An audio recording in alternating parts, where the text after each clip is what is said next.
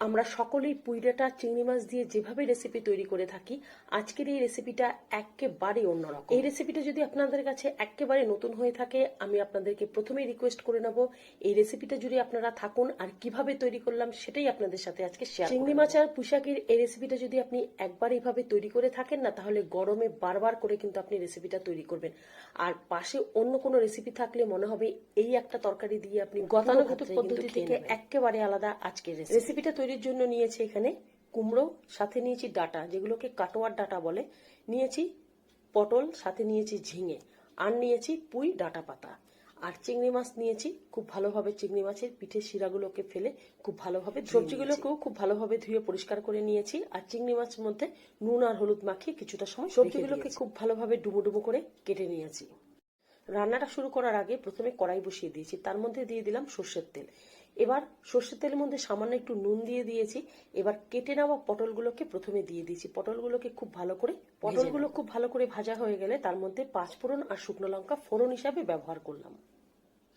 ফোড়নে দারুণ একটা ঘ্রাণ বেরিয়ে আসলে এর মধ্যে দিয়ে দিলাম ডাটা, কুমড়ো, সাথে দিলাম আলু। খুব ভালোভাবে সবজিটাকে তেলের মধ্যে একটু, পুঁই পাতা ডাটাগুলোকেও আলাদা করে রেখেছিলাম, সব সবজিগুলোকে একসাথে দিয়ে তেলের মধ্যে খুব ভালোভাবে নাড়াচাড়া করে নেব।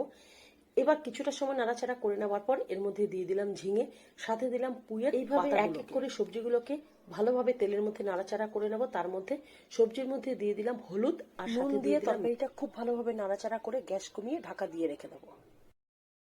অন্যদিকে শিলের মধ্যে সামান্য পরিমাণে কালো জিরে আর কাঁচা লঙ্কা খুব ভালোভাবে বেটে নেব। গ্যাস কমিয়ে ঢাকা দিয়ে সবজিটাকে খুব ভালোভাবে কিন্তু রান্না করে নিয়েছি, বেশ সুন্দর একেবারে কিন্তু মজে গেছে। তরকারিটা সেদ্ধ হওয়ার জন্য আমি এখানে দিয়ে দিলাম ঝোলের জন্য জল। একটু ঝোল রাখলে তরকারিটা খেতে ভালো লাগে, সেই জন্য পরিমাণ মতন করে ঝোল দিয়ে দিলাম। গ্যাস কমিয়ে কিছুটা সময় রান্না করে। অন্যদিকে একটা ফ্রাই প্যানের মধ্যে সর্ষের তেল দিয়ে দিয়েছি, তার মধ্যে নুন হলুদ দিয়ে মাখিয়ে রাখা চিংড়ি মাছগুলোকে দিয়ে কিছুটা সময় ভেজে নেবো, তবে খুব বেশি কড়া করে ভাজবো না, দারুণ একটা স্মেল বেরিয়ে আসা পর্যন্ত। এদিকে তরকারির আন্দাজ মতন করে বাটিতে আমি এখানে 2 চামচ মতন ময়দা নিয়ে নিয়েছি। ছোট চামচের 2 চামচ মতন ময়দা নিয়ে খুব ভালোভাবে ঠান্ডা জলে গুলিয়ে নিয়ে চিংড়ি মাছের মধ্যে দিয়ে দিলাম। তার মধ্যে দিয়ে দিলাম কাঁচা লঙ্কা বাটা আর কালো জিরে বাটা।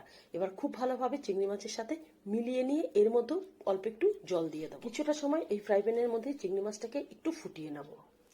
তারপরে তরকারির মধ্যে এই চিংড়ি মাছ সমেত এই মশলাগুলোকে দিয়ে দেবো। তরকারির সাথে চিংড়ি মাছ খুব ভালোভাবে মিলিয়ে দেওয়ার পর এর মানে নুন ঝাল মিষ্টির পরিমাণটা দেখে নিয়ে কিছুটা সময় রান্না করুন। তরকারির আন্দাজ মতন করে কিন্তু ময়দা ব্যবহার করবেন, খুব বেশি করবেন না। ঝোলের পরিমাণ একটু রাখবেন, এই ঝোল দিয়ে কিন্তু পুরো ভাতটা খেয়ে নেবেন। বাড়িতে যেদিন এই রেসিপিটা তৈরি করবেন আর কোনো রেসিপি কিন্তু প্রয়োজন নেই, এই একতলা ভাত এই রেসিপিটা দিয়ে খেয়ে নেবেন। তৈরি করে দেখুন।